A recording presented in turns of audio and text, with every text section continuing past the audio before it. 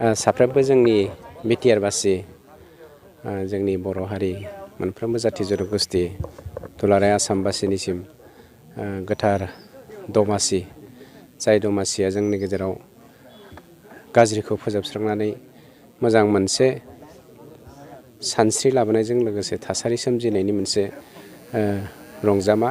बे रंजामाया बयनिबो जिउआव गोजोननाय आरो हामलायथि लाबोथों बेखौनो आंनि गोरबोनिफ्राय आं साफ्रोमबो जोंनि सुबुं माहारिनि बा मोनफ्रोमबो माहारिनि सोद्रोमाफोरनिसिम एबा रायजो राजानिसिम आंनि हामलायथिखौ बावबाय। आच्चा थारैनो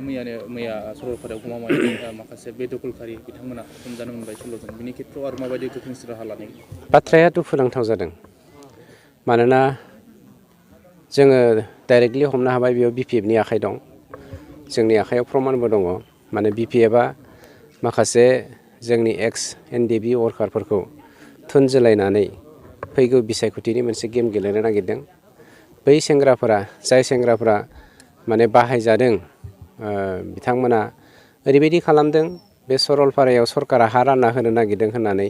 मानसिफोरनि गेजेराव भुवा मोनसे मेसेज हरलाबायनानै दुखुनांथावै सिबाय रायजो राजाफ्रा जेबो मिथियालासेनो फैबाय ओमफ्राय गावसोरो बिसिनि मेइन थांखियानो जादों पलिटिकेल कनफ्लिक्ट रायजो राजाफोरखौ बेवहाय इनभल्भ खालामनानै माबोरै पलिटिकेल लाबालाब खालामनो हागोन गतिके जोंनियाव माखासे लिस्ट दंखासै बे लिस्टनिफ्राय रावबो बारग'नो हाया जायफ्रा इनकारेज होदों जायफ्रा लिडिं खालामदों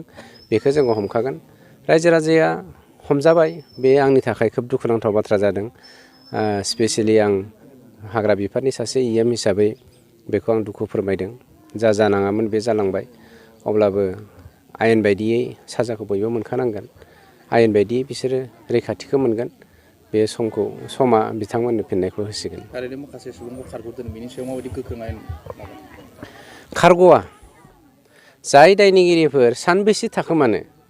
बबे हाग्रायाव थाखोमानो सोरनि न'आव थाखोमानो जोंहा माखासे लिस्ट दंखासै जाय इनकारेज होनानै मानसिफोरखौ फैसा खांनानै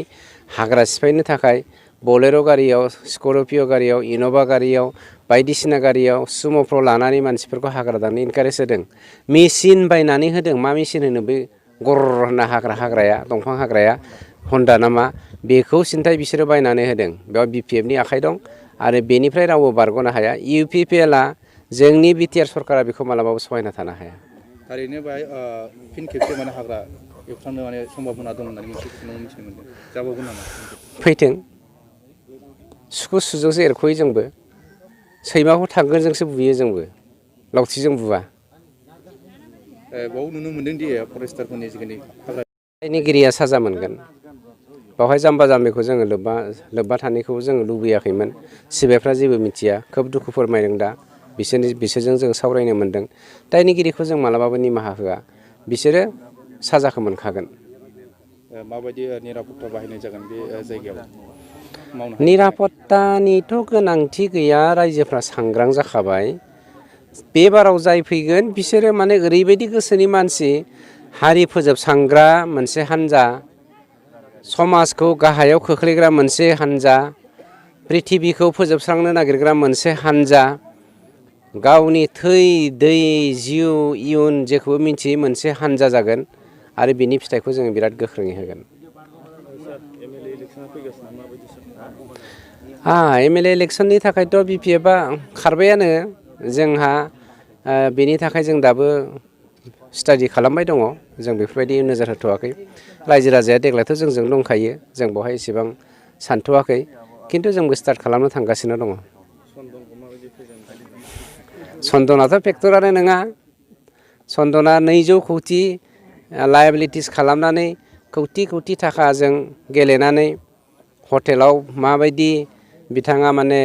मा डेन्स खालामो मा मेथाइ खनग्रावो सोरखौ होख्रावहरो सोरखौ 2टा 3टायाव बखिहरो बेफोरनि फिथाइखौ जों बावैसोनो होनो थांगासिनो दङ।